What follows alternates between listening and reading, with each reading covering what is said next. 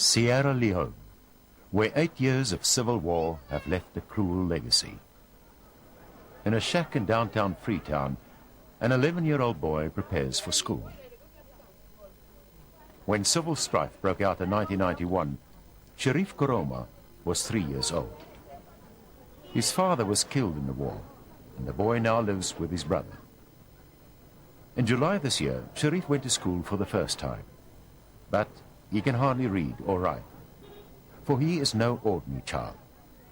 Behind the face of the boy lurks a terrible secret.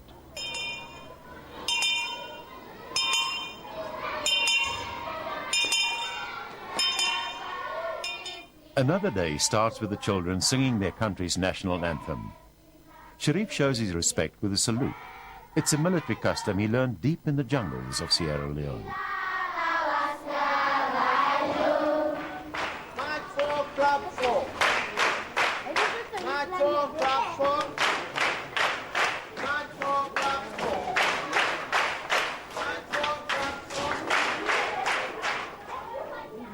In June, the headmaster received a letter from a Catholic priest.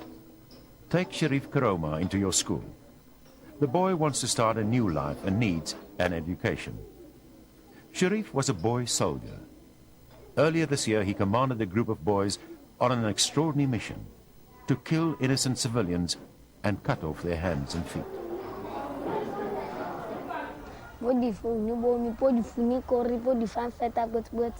It's a narrow phenomenon.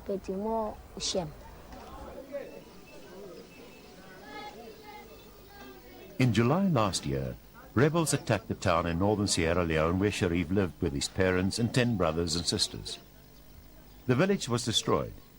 His father was later killed. SHERIEFF went to hide in the jungle where the rebels found him.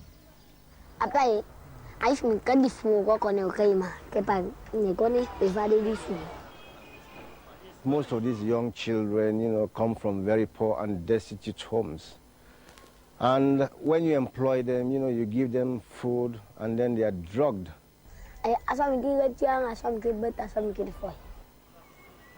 Because they are high on drugs, they can be easily manipulated and brainwashed, and they don't have enough responsibility, they don't have families. So if you send him on any mission, he will just obey without thinking twice. Did they inject him with the cocaine or what? I was injected. Sometimes I also was given to drink. These are the marks of the injections. So you see, I have many of them. That's why they committed most of the atrocities, like chopping off the limbs of people, cutting their heads, burning houses and so on.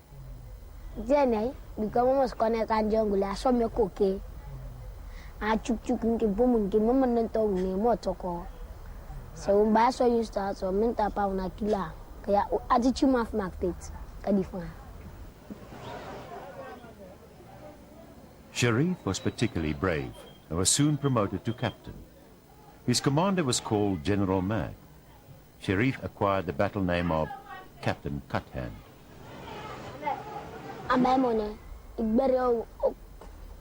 Yes, I cut off the hands of many children. The victims of SHERIEFF KOROMA and the other rebel units are to be found right across Sierra Leone. It is estimated that the limbs of 10,000 people were amputated during the Civil War. You lost a limb, you've lost your life, you've lost your livelihood. Isattu Kargbo is 13 years old and one of 7 children of a farmer. In January this year, she was in Freetown visiting her aunt when the rebels came. There were men and there were boys, carrying guns, axes, and machetes. When people them go to Lanui, them put food and rebel among we. The one but and behold the axe. Then them cut behind it. We can not again. Not. Pay attention to you. We cannot. A few weeks ago, Isattu went to school again for the first time since her hands were cut off. She and her family now live in desperate conditions in an amputee camp in Freetown. Their farm and village were also burned down, and they survive on the handouts of aid organizations.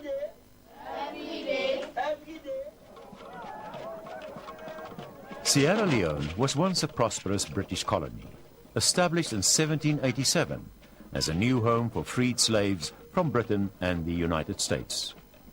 It was once the intellectual center of West Africa and has the oldest university in sub-Sahara Africa. There are 4.5 million Sierra Leoneans, a colorful people, who lived in relative peace with one another until 1991. In March of that year, this man, former Army Corporal Foday Sankoh, and his Revolutionary United Front, or RUF, went into exile into neighboring Liberia and started a civil war. It became one of the bloodiest conflicts in Africa's history. I am Corporal Foday Sankoh.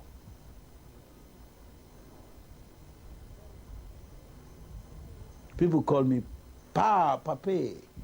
Why? Children, big people. I'm not Mandela. I'm Pape of Sierra Leone.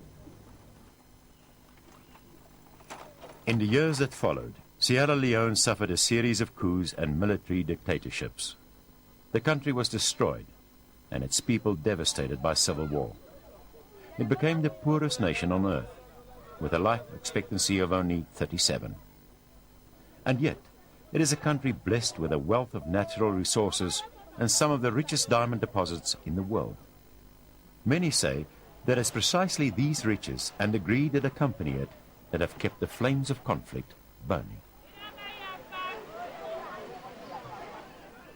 The people of this country, Sierra Leone, they have been crying for war. And their cry was answered by God Almighty. In 1996, multi-party elections were held and won by Ahmed Tejan Kaba. But 14 months later, he was overthrown in a coup by Major Johnny Paul Koroma, leader of the Armed Forces Revolutionary Council, or AFRC. A Nigerian-led military force called ECOMOG intervened, and Kaba was returned to power in February 1998. The civil war intensified, with the Nigerians and Kaba fighting the RUF and the AFRC. I want to be a leader for the people of Sierra Leone. And I am the leader. I'm going to be the leader of the revolution. Foday Sankoh and the RUF are responsible for some of the worst atrocities committed in modern-day Africa. The trademark of the RUF was the amputation of limbs. Many of these atrocities were committed by young children.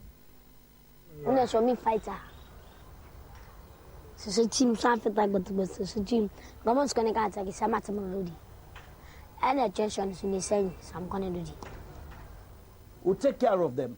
We'll have what we call these unfortunate children who find themselves in short situation. Are we to kill them? No. They are with us. Why would these boys lie about what they did for you? They are being spoon-fed. They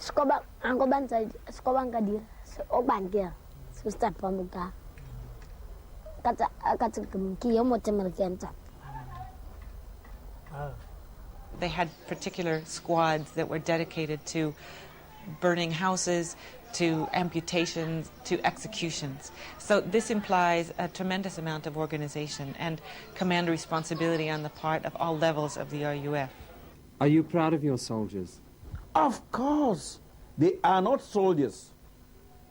These are freedom fighters. He has been at the head of an organization, the RUF, who have committed some of the worst war crimes that we have seen in our time. In January this year, Freetown was burning as the rebels invaded the city from the east. The Nigerians and the Sierra Leone army were caught unawares, and the rebels occupied most of the city. A cameraman from the Sierra Leone Broadcasting Services was trapped in the occupied area and filmed the conflict.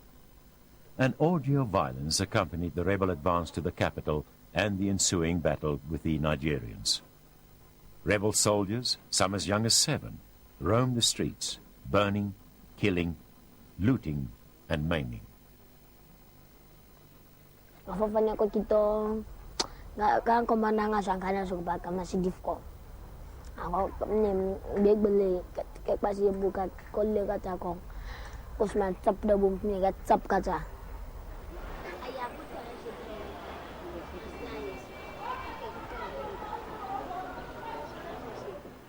Sankoh's RUF rebels were largely responsible for the killing and maiming of civilians.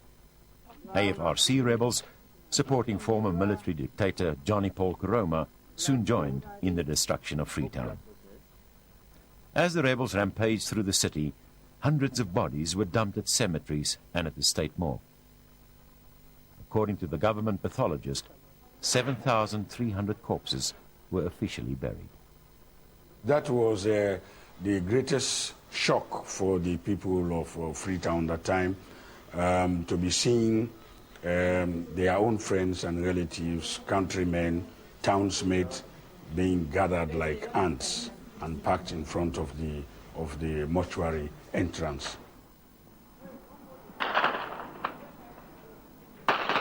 The mayhem on the streets of Freetown continued for almost 3 weeks. They must have powers, check or book, and you must not guy. Lama must put the Asima Canada attack your cookie, come and scratch me. So Fontaine, him a Fontaine. John Muffinum, this is a cheering out, Glamasara Nesbook, sitting Uncle Lene, seeing I yet to Toko, Coco Bess, Uncle Lene. Smooching a momo. Well, I say we the country's bitterness of the war. I shouldn't tell you that the court we had a solo go to Chianca by a Kumaki will give you an. Why did they chop the people's hands off? Why was it necessary to do it? Come work. Oui. Come work. They say, hey, who is this? I say, I'm a mechanic. I tell them I put my ID card to show these people. They say, no. They say, now we go and cut your head off. I say, for why? I say, what happened when you cut my head off? Try to talk to these people. People try to cut my hand off. I beg them. When I beg them, then go to the foot. Come what?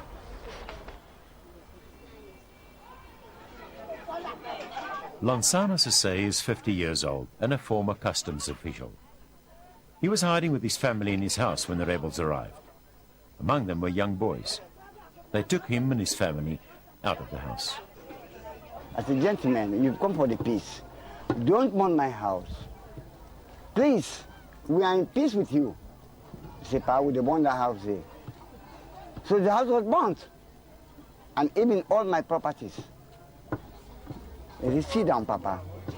I sat down. I said, with the cutting hand, I said, gentlemen, don't cut my hands off. I beg you. I am with the peace with you people. He took the axe and bounced it on my hands. It goes off. I said, gentlemen, leave the other hands. So they cut the other hands. I was lying on the floor when after all this activity has been done, cutting my two hands, they went away. I followed them. The gentleman, you damaged me, kill me, kill me. Instead of leaving me with my hands off, kill me. They said, no. They bounced me on the ground.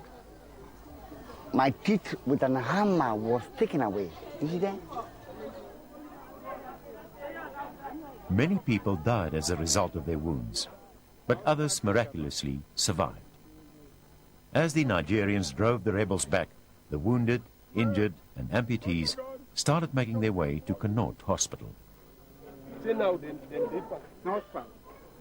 was a very big shock for us to see people with their hands hanging on the skins, children with their arms amputated, machete wounds, gunshot wounds, people with their noses cut off, their ears cut off, some with their lips cut off, you know, and all the unimaginable injuries that were inflicted by Sierra Leoneans on their fellow Sierra Leoneans.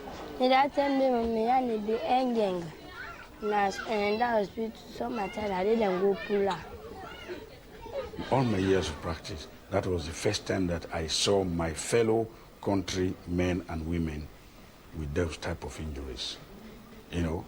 And had I not been a doctor, you know, probably I would have run away. So it's not easily autorated to like a crew. I cheap will forgive me. Because me as me mama talabo. I challenge anyone to prove that the RAF committed short atrocities. So, do you want to say to me that all the people without hands in the amputee camp are lying when they say that your forces committed those atrocities? What is your name? I can say I do something, I say you did it. This is Africa. People are not honest, people are not sincere. The evidence is overwhelming. Through testimonies, you know, people tell stories. They have recognized some of the soldiers. The soldiers identify themselves as being members of the RUF. My forces never use machetes, no. That is the argument. So all the people in the amputee camp are lying when they... Of course they are lying. It's a make-up of the government, mind you. Why would they lie? To tarnish the reputation of the RUF or destroy us. 3 weeks after the rebel invasion of Freetown, the Nigerians retook the capital. More than 5,000 people were killed in the offensive, and 5,800 homes and buildings were burned down. As the rebels fled into the mountains, soldiers started searching for suspects. This young man was accused by his neighbor of burning down her house. Nigerian soldiers interrogated, charged, tried, and convicted him on the streets of the capital. Many other suspects were rounded up in a similar way. According to witnesses, hundreds of suspected rebels were summarily executed by soldiers. Anybody who was around to have witnessed all the violence perpetrated, whether you're a victim or just a witness, it's affected everybody.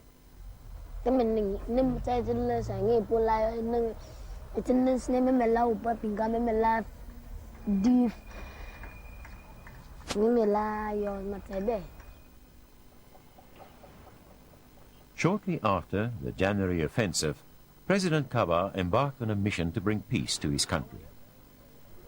In May, the warring factions agreed to a ceasefire. On July 7, a formal peace agreement was signed in the Togolese capital of Lomé. The agreement calls for, amongst other things, the disarmament of rebel soldiers, a United Nations peacekeeping force, and democratic elections. The two rebel leaders, Foday Sankoh and Johnny Paul Koroma, have recently returned to Freetown.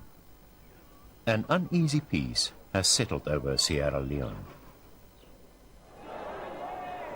The prospects for peace in Sierra Leone rest in the hands of two men, Foday Sankoh and Johnny Paul Koroma. The one is a former military dictator and the other a warlord. They are today effectively vice presidents of Sierra Leone. They live in state mansions and are protected by the very Nigerian soldiers they fought so bitterly only a few months ago. Believe you me, the next general election, we're going to win it. We've won already. And if you don't win? We're going to win. Do you want to be president of Sierra Leone? Well, as of now, I'm preaching peace. I'm talking about peace. And I think you are talking about politics. I'm not talking about politics. I'm not talking about war. I'm talking about peace. I say without Foday Sankoh, no peace in this country. So as long as I'm in Freetown, there is peace. And if you're not in Freetown? There is war. The Lomé Peace Accord calls for the disarming of all rebel soldiers. But across the country, reception centers, set up and controlled by the United Nations, are standing virtually empty. Okay, the form. Yes. What about this? By the beginning of this week, only about 1,000 rebel soldiers had given themselves up. They were mostly members of Johnny Paul Koroma's AFRC. While Foday Sankoh is preaching disarmament in public, he told us a different story. Have you given an order like that? Oh, not yet. You need structures according to the Lomé Peace Accord. When these structures are in place, then we can disarm. But according to the peace accord, you are supposed to disarm your soldiers. Me? No. It has been relatively quiet in Sierra Leone now for several months. Most roads have been reopened and people can get their products to the markets again. But the Lomé Peace Accord is under serious threat. There are reports of heavy fighting between the rebel soldiers of Sankoh and Koroma in the northern town of Makeni. According to the reports by human rights organizations, villages have been attacked, and looting, raping, murder and amputations continue. We are defending the peace process, so the people should not worry. How serious are the problems in the north? It is very, very serious. No, that is fabrication. Makeni is quiet as Freetown. There is no fighting there. There was a message that we monitored, that the RAF personnel are moving towards Makeni, 500 armed men with 1 armored car and 1 twin barrel. All is fabrication, lies to tarnish or destroy the image of the RAF. Maybe Corporal Sankoh should pay a visit to the Connaught Hospital in downtown Freetown. Ward 3 bears testimony to the ongoing atrocities in Sierra Leone. These are civilian casualties who have been brought from Makeni to Freetown. The Lomé Peace Accord also guarantees blanket amnesty for all soldiers and rebels, even those who committed the worst atrocities. The victims are supposed to forgive and forget, but for them, there will never be justice. I mean, imagine you've lost your limb. You've been disabled for life. There is no way you can cope, especially in a very difficult world like ours. Yes, I will forgive them, but I will not forget. Yes. Their future is extremely poor in the sense that, unless they go out begging, otherwise there is no way they can get a job or survive. And I forgive them. Now, for now, I forgive them. Do you have anything to ask for forgiveness? Forgiveness for what? To make a revolution? Your ancestors made it in America, in Britain, in Europe.